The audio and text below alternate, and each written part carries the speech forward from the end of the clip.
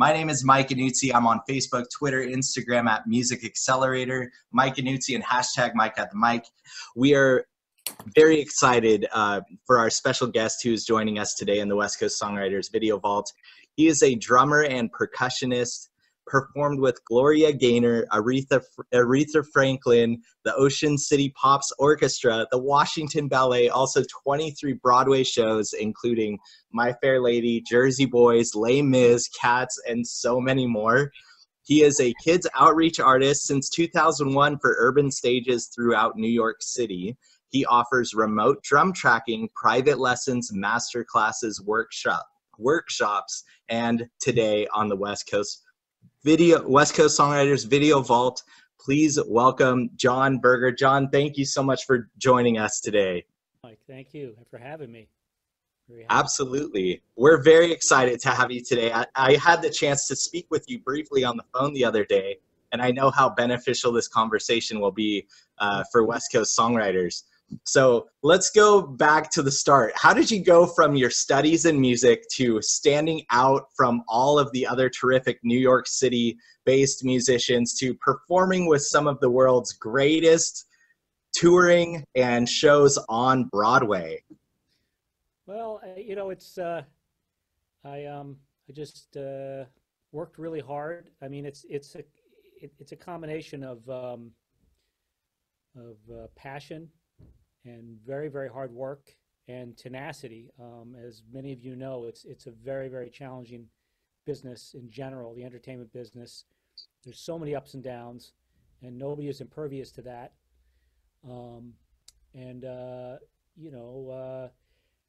I call what I do a gumbo life. I was very fortunate in that my parents loved the arts, really exposed us to a lot.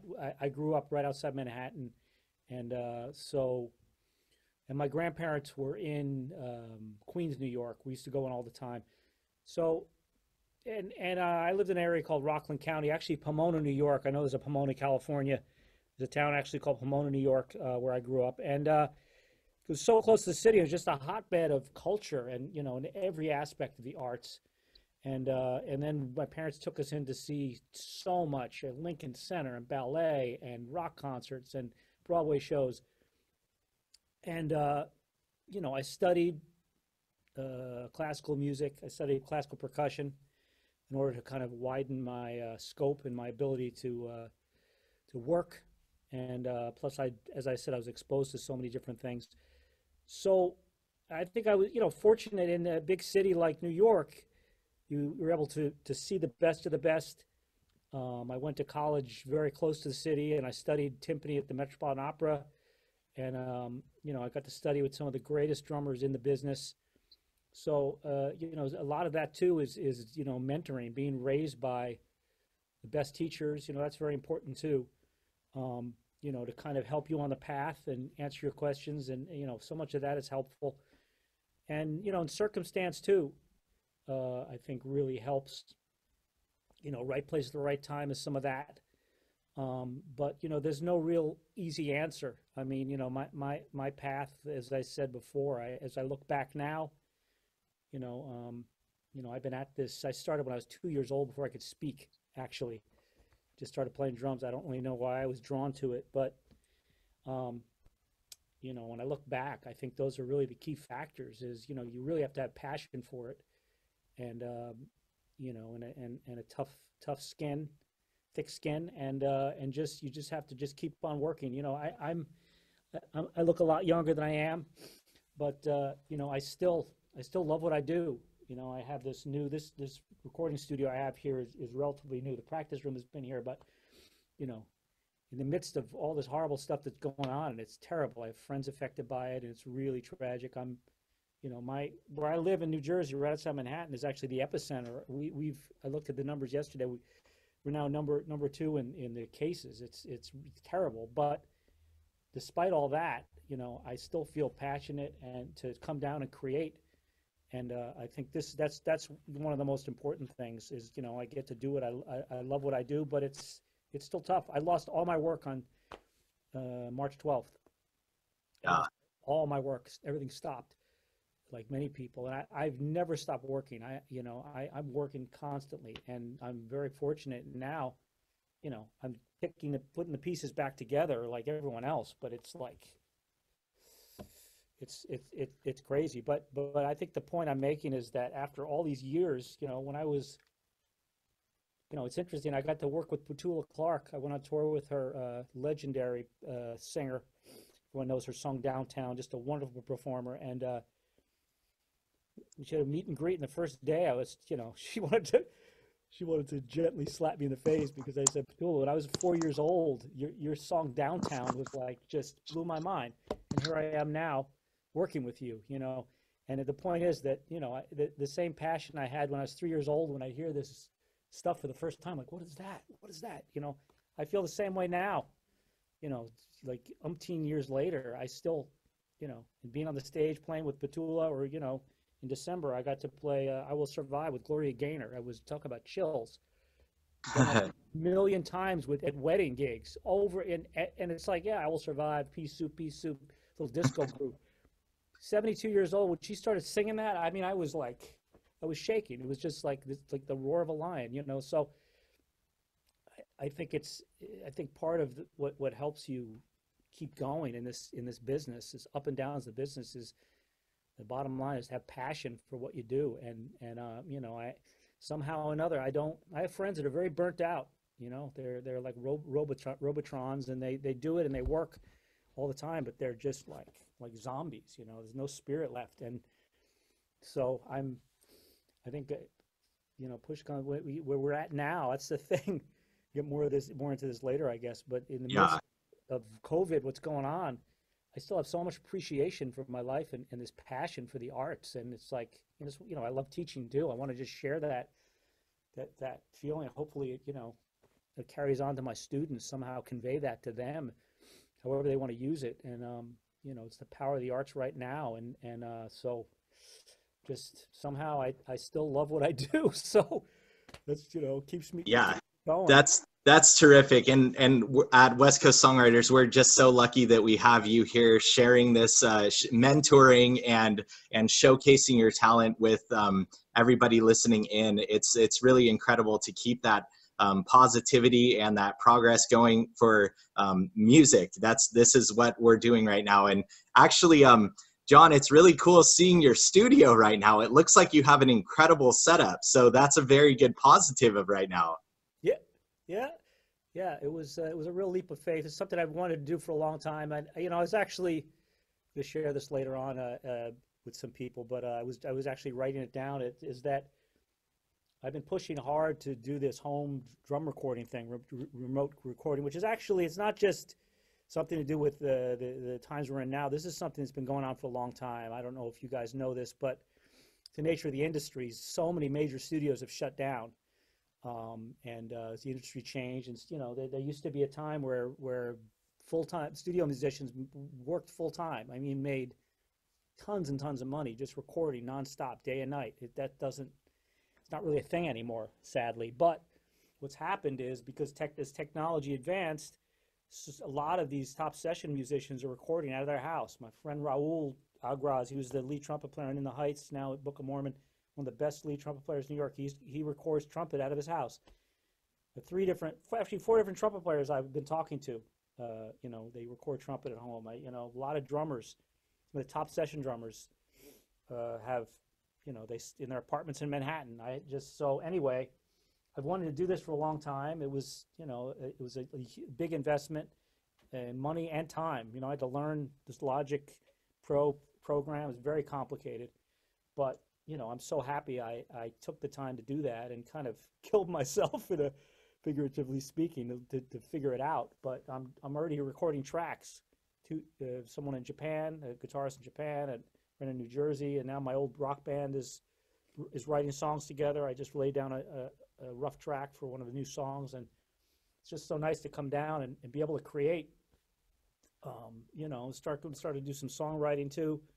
Get the MIDI stuff going, and just, it's really nice to have that in your house, to be able to just realize ideas or just try things out, and see what happens, rather than, the old thing of singing into a tape recorder and some idea, la da da da da da, kind of way of doing things, which works too. But this is, it's kind of cool, and yeah. I think it's a great opportunity that you've taken to be able to learn something new and keep yourself motivated in that direction. I mean, I know that, and you just mentioned it, but the other day we did talk about how you've been able to collaborate with so many artists from around the world at this moment in time. So I'm hoping you could kind of discuss maybe some of your ways that you've been able to work on songwriting or collaboration during this time.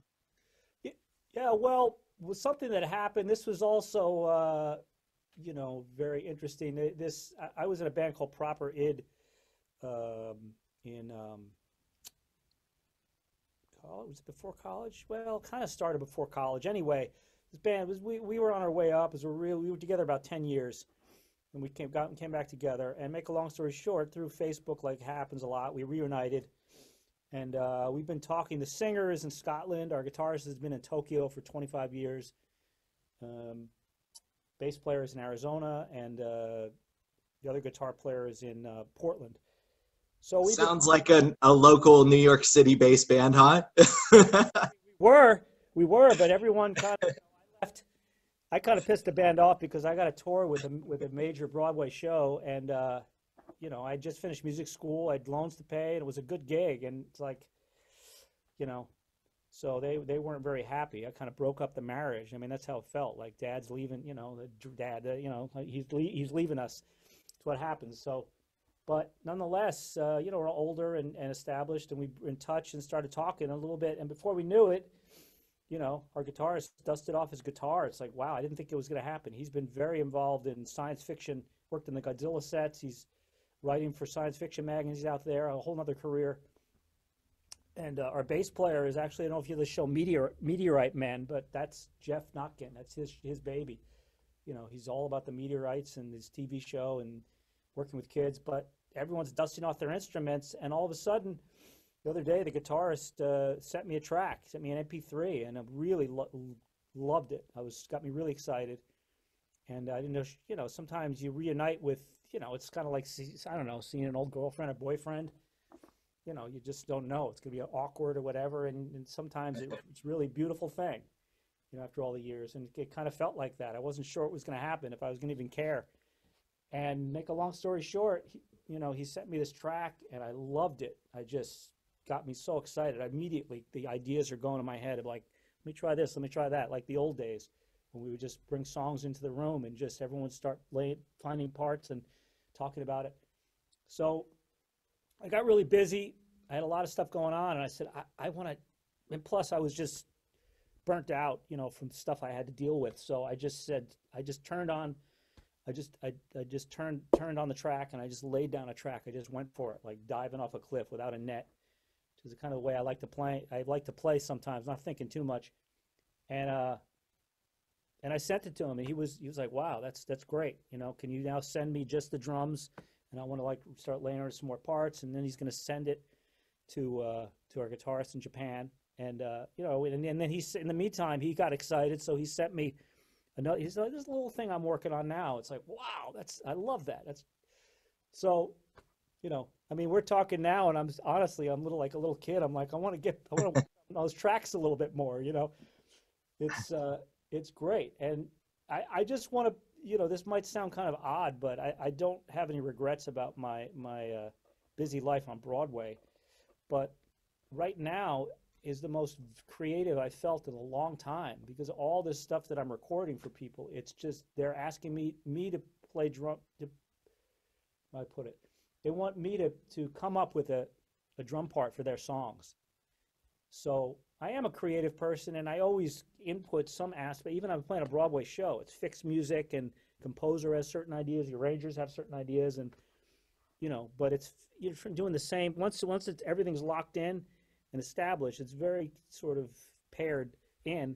There's very little room for flexibility, very little nuance here and there, but you pretty much expect to do the same thing over and over again the same way, and do it well. So the point is that now I think maybe the reason, as we talk about this, the reason I feel so passionate right now and kind of reinvigorated is because I'm doing nothing but creating, and I'm realizing that.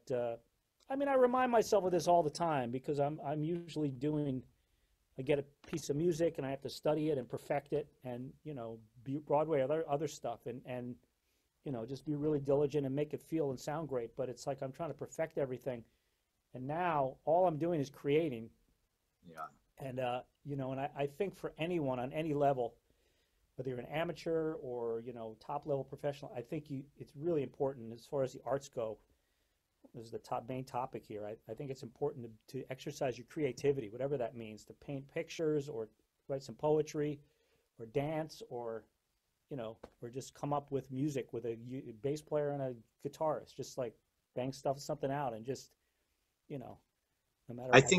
I think a lot of us at West Coast Songwriters are experiencing that creative process in the moment. I think the cool thing, and it kind of touches on what you were saying, we have a community here that's kind of forcing us to continue to be creative.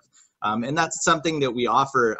We have events all around the West Coast that people can come out and showcase their brand new creative things, and we're doing a lot of Zoom and video conferencing at the moment, which is very fun to be able to force each other. And Jon, you're also guiding this force to bringing us together today to talk about this creativity. So I think that's a really, really cool thing, and we're so grateful that you're doing that. I do want to touch on your Broadway shows, and I mean that's a very unique way of expressing your creativity. I need to know, how do you prepare for a show on that level? Well, you have to just learn. You have to learn the music. You have to be open and flexible. The difference between playing drums in a band in a club, or backing up an artist and playing their music, and they say, play it this way, play that way, play it like the record, or you just write songs together. The difference between that and playing a Broadway show is that it's the story on stage is what is key.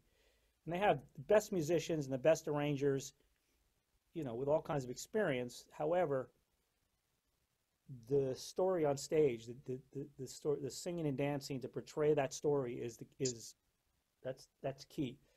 So no matter what your experience is, you have to support that, and you've got to follow all the directions. So that's like the biggest difference. So in preparation, you have to be willing to be flexible. Like you might play maybe it's a funky tune and it reminds you of a certain type of funk, and it even sounds a lot like that.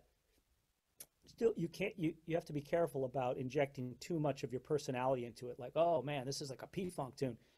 You can't dive in like you're playing with P-Funk. You may have to play it, but like really softly. Or maybe it feels great, and then their dancers are like, we can't dance to that, and it's slow it way down, and then you're like, this, So most musicians be like, man, this isn't funky at all. But you've got to like lose all of that. And so that's a big part of it. And also there's different aspects. Sometimes you walk in and everything is completely arranged and together, and you might morph a few things here and there and make some suggestions, or without them asking, you might change things up from experience. But also there's the whole workshop period. A lot of shows, most people don't realize this, is, as I just mentioned, with shows just all put together, most shows are not done that way. They start with a table read, and then they have they're in the studio with just a pianist, and then maybe they'll bring a drummer in.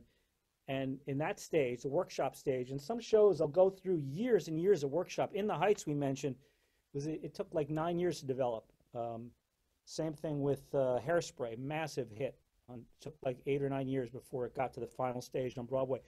They start very small and keep growing and developing them to take them out of town, and they try it out in front of an audience, and they change things.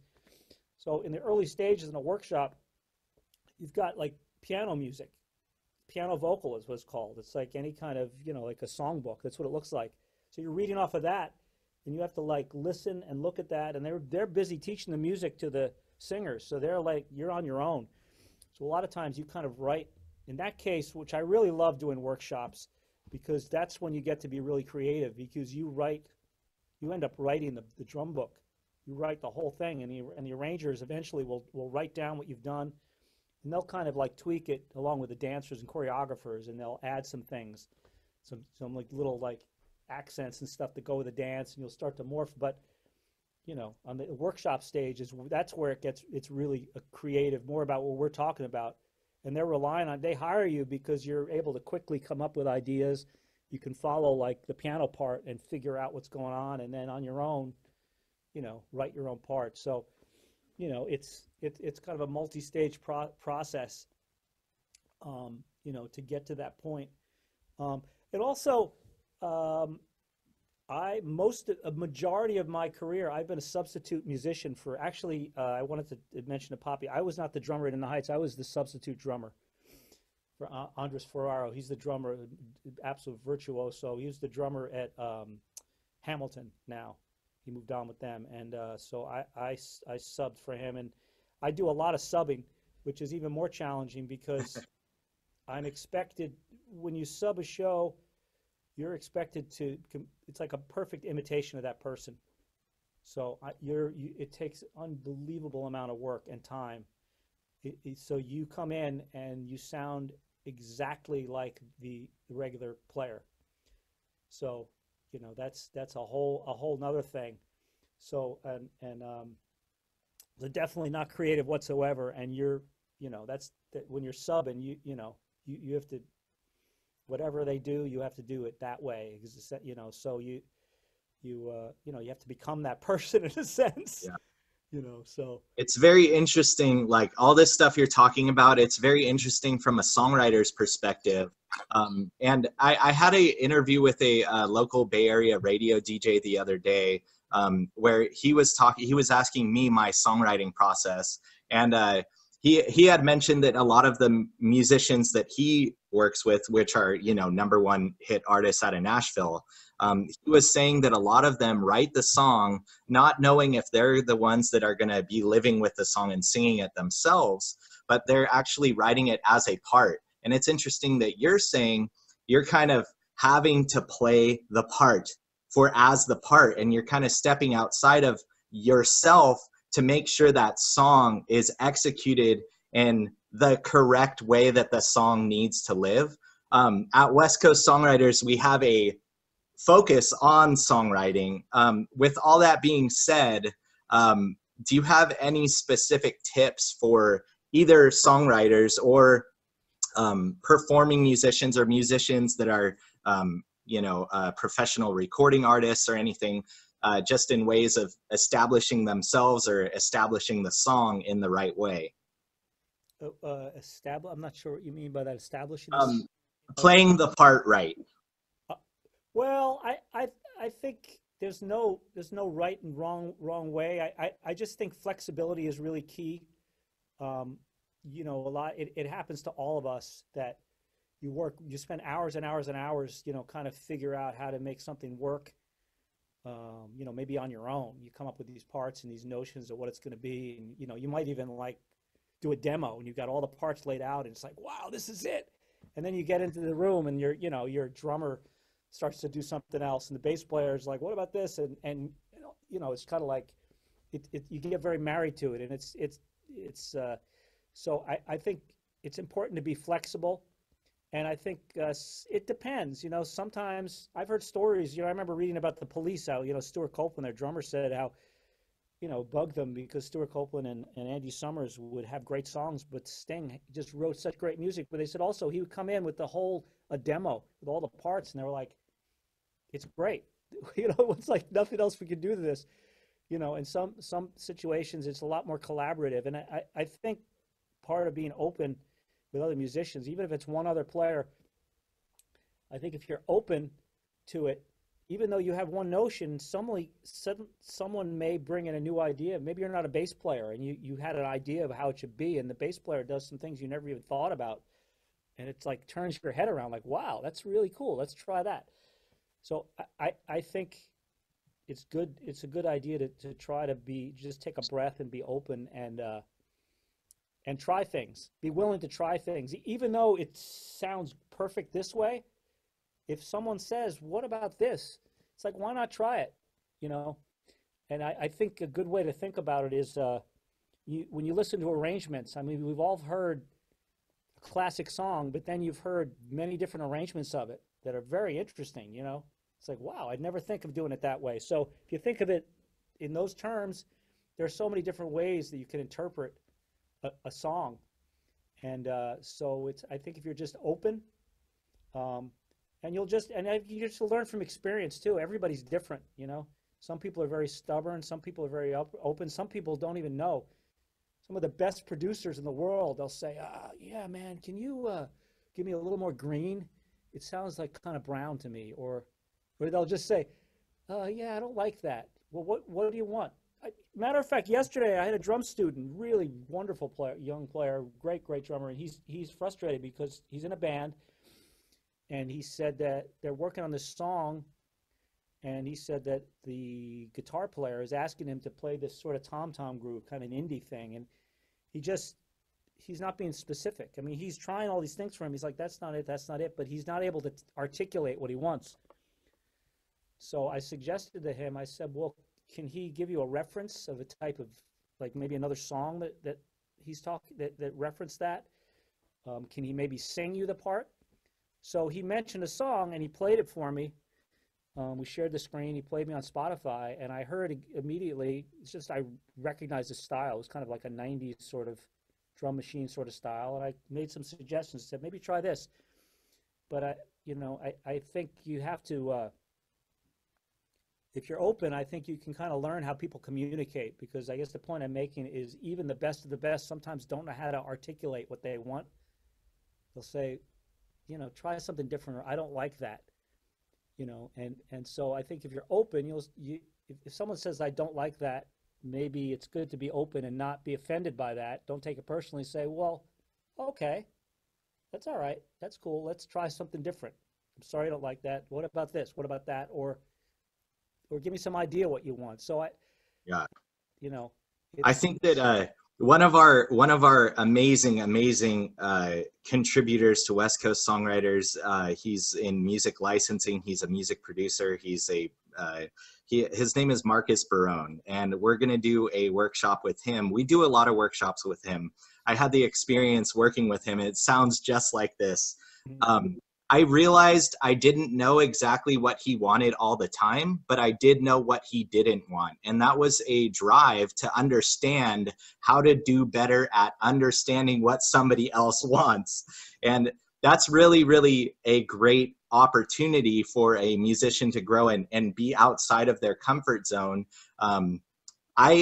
Personally, I think that a lot of musicians that get to groove with you or collaborate with you are very benefited by that, because it seems like you bring a lot to the table in that. I know you do a lot of songwriting or recording sessions remotely. You have your studio set up, tracking at home and doing something with people all around the world.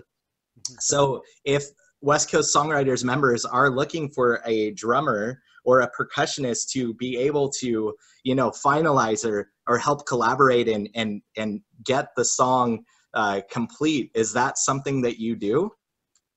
Yeah, well, yeah, sure.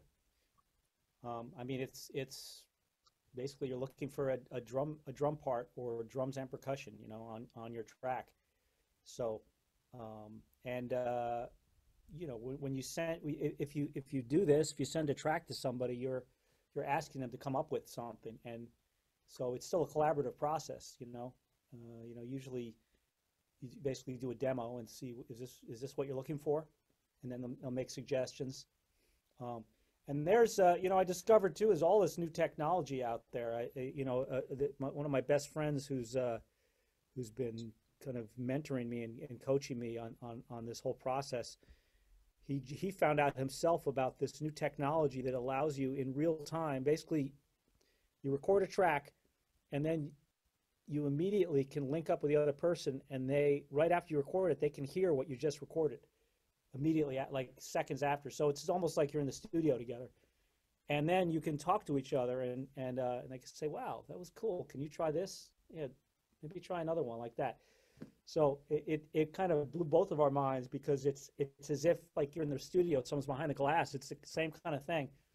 It's called Audio Movers, I think, but I have to look it up again. Don't quote me on that, but I think it's Audio Movers. But anyway, it's just on that level, it's really nice. And we got my friend will work on a track, and he'll use Zoom, and he'll look at he'll share my page, and you can see what I'm doing on the mixing board.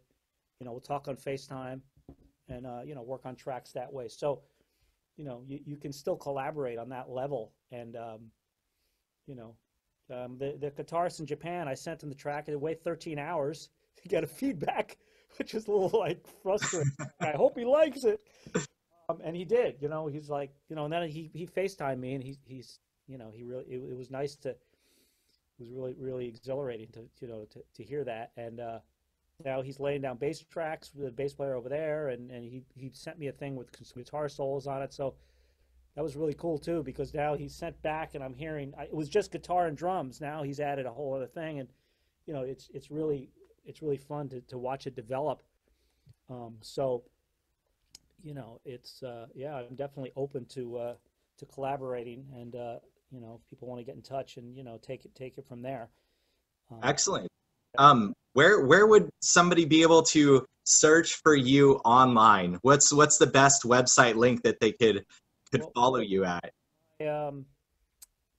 My website, it's easy. It's just Jon Berger, www.jonbergerdrums, no H, JONBERGER, drums.com.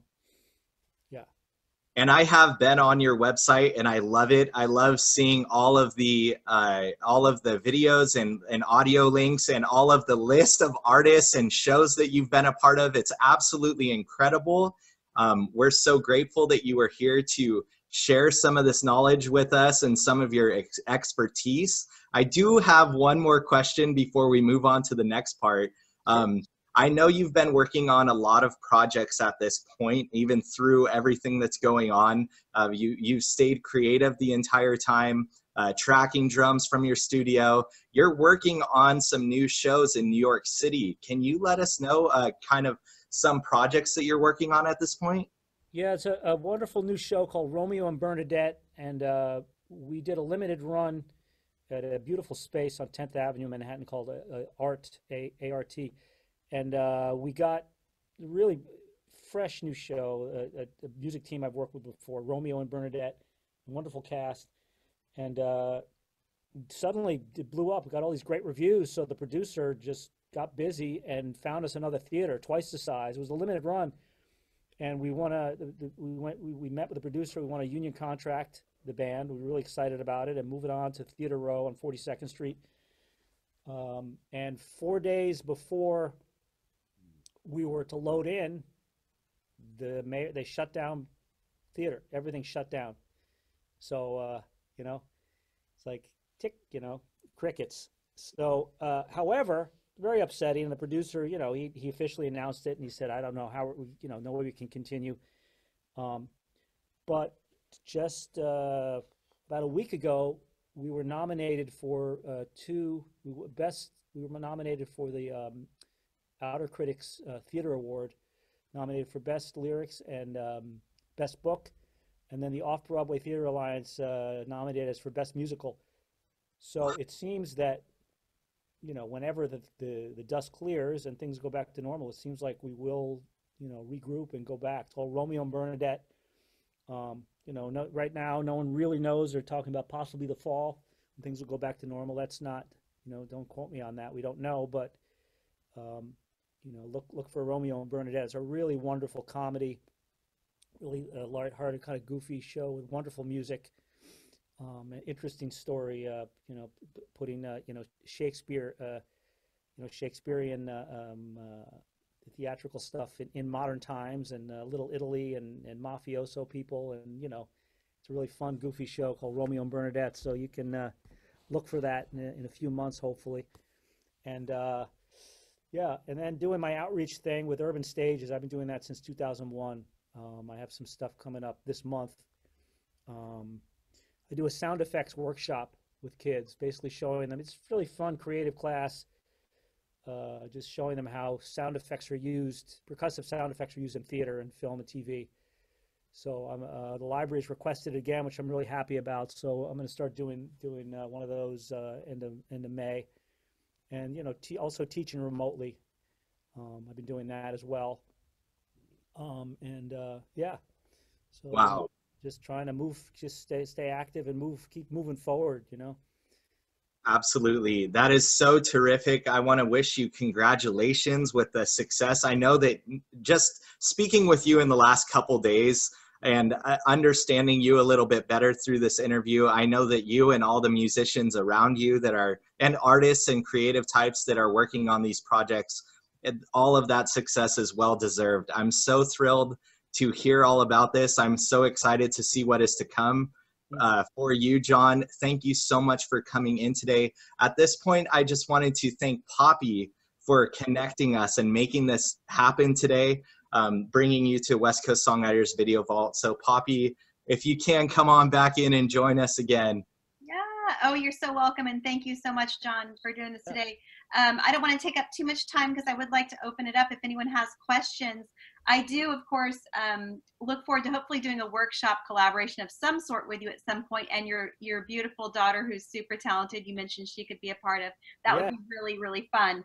I just want one of your funniest Broadway stories with somebody maybe we might know, an actor, an actress, or a musician, just a funny story or experience you have of working in that world. Do you have something that stands out?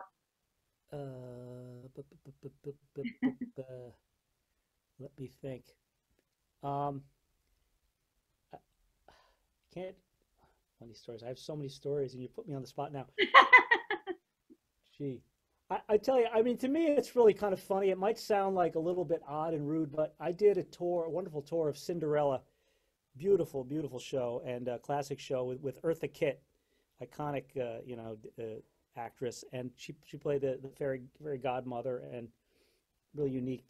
Anyway, every sound check in every city, she would we'd start the sound check, and then she'd look down at the drums at me and say, "What are you doing there?" with that classic, voice of hers. So we were in Jacksonville, Florida, and my daughter was about 2 years old, and I think she was probably in her princess outfit, most likely. We're walking down the street, and I said, "Oh, there's Eartha Kitt. How exciting!" My wife's an actress, and very excited to meet Eartha Kitt. And she's walking towards me, and it's like, "Eartha, how are you?" And she looks at me "Who are you? Why are you talking to me?" Every single day, she looked at every sound check. And my wife was like, my daughter didn't know. She was like 2, but my wife's like, "That was kind of odd." I'm like, yes, it was. So, I mean, I have to sort of laugh about it. It's like, okay, well, I mean, I guess she doesn't know me, but I don't know. It's the only thing popped into my head, but it was, yeah, anyway. But it was Eartha Kitt, so, It was, yeah, gotta forgive her. Gotta forgive her, yeah. Watching her up there on stage every day. I mean, she's just the legend character, like a I don't know, a cartoon character in a certain way, and just amazing, So That's a cool experience, though, to just have that level of connecting with people who are legendary like that. I always think those stories are exciting, no matter whether they are construed as positive or negative. It's still a story where you go, well, this one time, my friend Vitrino, was working with U2 at A&M Studios, and she's had this one moment with Bono with his arm around her, like recording something, or, looking at the video that they were putting together. And she's like, and that lives in infamy, right? That's a moment. So it's pretty cool to hear those stories. Very fun. So on that note, I'm just going to go down the list here and see if anybody has any questions. You guys can all go ahead and turn your cameras on. And then Margot, if you have any questions, go ahead and turn your mic on. You can ask Jon. Questions. Wow. You know, I just have to say that I really have enjoyed this interview a lot, and I'm really glad that I found out about it. So I'm glad that I'm on it, and I noticed you're recording it, so people will be able to listen again. But it was so wonderful, Jon, to hear about how excited you sound about all the creativity that you're getting to do because of working with the different people. And I jotted down that you said you have to be flexible. And I thought that was really, really important, because it's true in everything in life. We need to be flexible. And I think people forget that. And in order to be creative, you need to be flexible. Yes. So I just want to say thank you for the reminders. I don't really have any actually questions right this second, but that's what I wanted to say. Thank you. Great. Thanks for coming, Margot. And then Bob Crane, do you have any questions for Jon? Yeah. Hey, Jon, thanks for joining us today. I have a question for you. You've been doing music for all your life. What's the thing that you do now that is the most joyful for you in music? What I was talking about before with Mike is just being creative, completely creative. And, you know, it took me a few days just to realize that, you know, why I felt so good and relaxed. It's because I'm not under the gun to like learn this music perfectly and make this deadline. I'm just like, hey man, here's my song, you know, with just guitar on it, like play some drums, just being purely creative and expressing myself. You know, we're very self-critical very often as artists, but then you listen back and I'm like, hearing it puts together with something I've never played on before, and it's like, it's exhilarating. And then, like I said before, I waited 13 hours, and then to see this young guitarist like say, oh, you know, bow to me and say, wow, thank you so much. I mean, I was in tears. It's like, yeah, I just played drums on this thing, big deal, but it really, to me, that's everything. And I'm kicking myself a little bit. Like, I wish I was spent much more of my time doing what I'm doing now in the past. I don't have regrets for my career. I'm very fortunate. I live in a house. I mean, I eat because I play drums, but this creative thing is really where it's at, and it's so important, you know, for me and for everybody. So, yeah. It's almost like COVID. There's a little gift in the conflict that we're all discovering new ways to share and be and do in this environment. Although it's horrible in many cases, it's forcing us to be thinking outside our own box. Indeed, yeah. Thanks for sharing. Yeah, my pleasure. All right. And Pete Summer, who's the vice president actually of our board, do you have any questions for Jon? Oh, Jon, thank you so much for doing this. This is great. Am I on? Yeah. And I think, you know, what I would ask is so basically with the creativity that you're involved in now and what you have been involved in from a work perspective, it's kind of a question of balance. Yes. You know, and I think I know I'm feeling that. I expressed to numerous people that, gosh, I feel like I've lost myself in just being involved in the work aspect of it and not in the creative aspect of it. I think that's a good takeaway. And thank you so much for doing this. And I'm looking forward to seeing Romeo and Bernadette. It intrigues me with the mafia connections, because 100 years ago, when my family came over from Naples, they were theater impresarios in New York. They called them impresarios, I guess, in the turn of the century, the 1900s, and they opened up a theater somewhere in New York. I have no clue as to where it is, but it was all the Italian theater. My grandfather was from Palermo, my grandmother from Naples, and it was her family that did it. So where that is, I have no clue. But anyway, thank you so much, Jon. I appreciate it, and I think all the members can appreciate this too. Thank you. Thanks for joining us, Pete. And then Dan McDonald, one of our members. Go ahead and unmute your mic, Dan. Hey, Jon, thanks a lot. I'm so impressed to hear about. I loved musical theater more than anything when I was in high school and college. But you know, I'm an educator, and we're trying to understand what we are going to do as far as a paradigm shift in our educational system, moving to that virtual realm. We know that we're going to need it for the little guys, the kindergartners, because socialization is a huge part. But what do you see as far as the performing, the venues, Are you hearing among your colleagues what shifting in patterns you're thinking of? And also, I'm fascinated. What are you working on as far as the effects and the processing, and you know what I mean? Are you getting into the VST instruments and all that, or what's that experience like for you, and what you're working on? Thanks. Now it's really more with the discussions going on. I'm of course not involved, but I'm listening and watching. I mean, the different entities or the different unions are meeting together. My daughter is a professional actress out in LA, and they're talking on that end, and it's very similar. A lot of it's just protocol, like how it's going to work, how are we going to sanitize this, how are we going to limit the crews and microphones, and we're going to deal with that. It's more on that issue.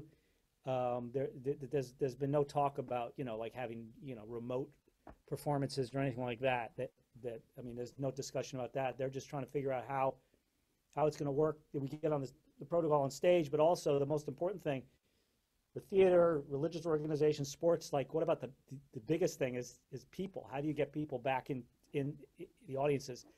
So that's really been the discussion there that I've been hearing peripherally, and I mean, I'm teaching remotely, and it's very interesting. Just with, I know we don't have a lot of time left, but that's been interesting and challenging. And the technology is getting better. As everyone knows, Zoom was initially designed for basically just business conferences, not for music. I mean, the company got overwhelmed, and there are these different formats that exist, but there's a latency that's involved. So it's very hard to do things in real time.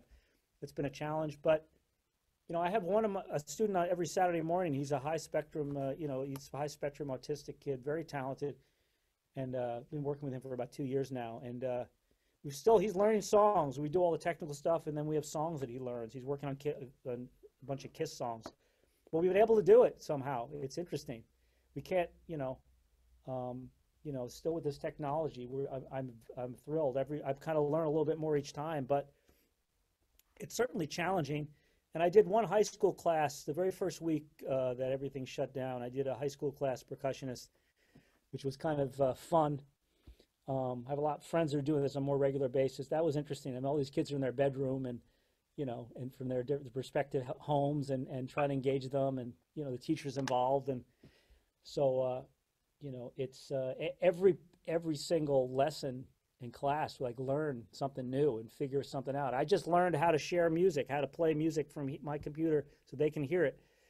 And what I've been doing is actually I do a sound check, like a few days before. We do a sound check to make sure everything works, so we don't spend too much time distracted by that aspect. But I'm sure you know better than I do as an educator, where every lesson you learn what works, what doesn't. And I belong to a wonderful Facebook group of people like myself who are all dealing with the technology. We have constant dialogue about what works and sharing different things that we've tried and hacks to make it possible for people to interact and socialize and that aspect of the creative thing, the musical thing. So, yeah, it's very cool. And then Bruce Eade. Bruce, do you want to turn on your camera and mic? Do you have any questions for Jon? And Bruce is the president, actually, of our board. Right. There he is. So, there you are. There we go. Hi, Jon. Thanks a lot for doing this. I'm a big musical theater fan, too. I was just curious, when you read the playbooks and playbills and stuff, it seems like the touring shows have a core band, and then they hire people locally. How does that, when you're doing like week, and you're coming in quickly, is it easy to find people? They have like a union you go to, and you always find people that can just sight read it and just show up at the show and do a quick rehearsal? How does that work?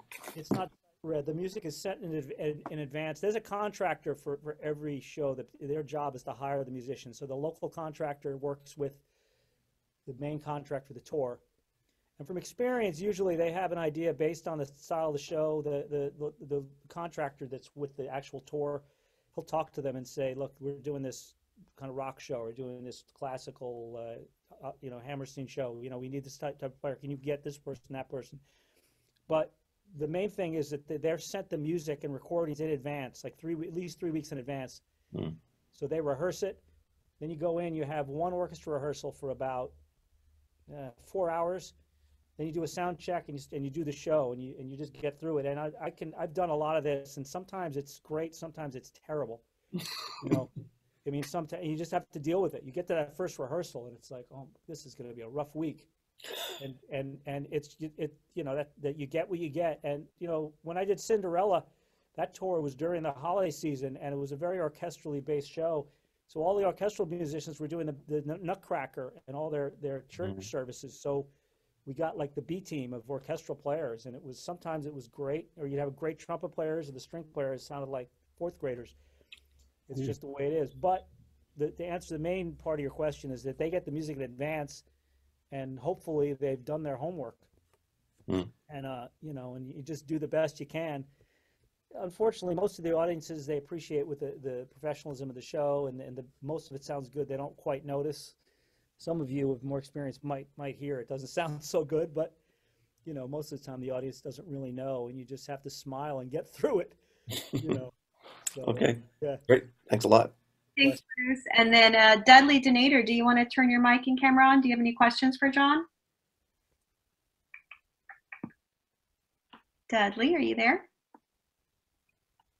Oh, there he is. I'm not sure how to turn the camera on. I'm on my iPad. That's okay. You can go ahead and ask Jon a question. Jon, this has been wonderful. What an education. I mean, we're so used to our small community of singer-songwriters and the type of music that we produce. To be involved in musical theater on this level is wonderful. I mean, to see the differences and the similarities in the music is coming from us and then coming from you. So thanks for that. I feel like I've just gone to school. I have a lot of things I'd really love to ask you, but I know we don't have time right now. But just the aspect of being able to share the music, I mean, that's one of the things that we all as songwriters need to become prepared for, even if it's just for writing our own songs, you know, get a lick down. I know my son and I write songs and we toss ideas back and forth. And one of the basic things that we've had a problem with so far is getting started. So, you know, we used to live together. He's he's a film editor in Southern California now. So we're not in the same place. So it's not as simple. But once we get this down to the point where I can record something and get it down to him and get his feedback and then put it back together and so on and so forth, I'll be starting on a new road again myself. But thanks for taking the time. I loved listening to all your explanations and your stories. It was a wonderful interview. Thank you. Thanks, Dudley.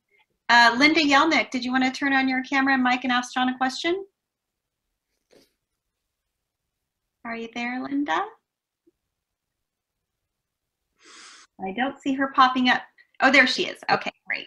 Okay, no camera. I mean, no real me. This is last minute, whatever. But Jon, I am so impressed with all that you've done. I read about you before. You came here to inspire all of us today. And I guess my question is, I manage an artist who has a band for children, and he's performed assemblies for schools and has a little YouTube TV show he does. And he wants to get into musical theater. Do you have, what advice can you give for somebody who wants to start out producing a show with his own original music and just starting out here in California? Well, of course, I'm not in California, but I do know from friends out there, my daughter who lives in Hollywood, there are theaters out there. I think you just have to try to create opportunities. I mean, you know, I think you just have to put it out there, and you know, it could be find a community center that's willing to, you know, that's willing to put up your show, or do a performance at a public library. I think you just have to take small steps and put it out there wherever you can, and then you know, and get advice from people on a higher level. You know, talk to local playwrights. Seek out people that are doing it on a professional level at some of the community theaters or the regional theaters, and you know, try to seek these people out and talk to them directly and find out the path that they took. But I think have to really just take a leap of faith and put it out there, and you know, and just try to perform. And I mean, there's no like direct path to like make it. And I think maybe forget about to make it to Broadway. Just get it out there and perform, and try to ultimately with the goal of performing it for people. And then, you know, just take it from there, step by step, is the best thing I could offer. You know. Great, thank you. Thanks for joining us, Melissa. Great. And then it looks like we just have one more person, but it doesn't have a name attached to it. So Marin 2's iPhone. I'm not sure who that is, but if you want to unmute and turn on your camera to ask a question. Okay, you'll have to email a question. I can forward it to John. So I'm just going to close it out there. We're almost at our hour, and I'm going to hand over Mike to officially close it out. But I just want to thank everyone for attending today. Thank you so much for your time today, John. And Mike, go ahead and close it out. Thank you so much, Poppy, again. And John, it was a true pleasure having you today. Thank you so much for your insight and your professionalism that you brought to the table here at West Coast Songwriters. We're looking forward to seeing a lot more of you. So please feel welcome anytime. And thank you, everyone, for joining in today to the West Coast Songwriters Video Vault. I just wanted to say, if anyone has any ideas for upcoming shows on the Video Vault, please do send comments our way, and we will see you very, very soon at the next one, everyone. Take care and have a beautiful day. John, thank you so much. Thank you, Mike. Thank you, Poppy.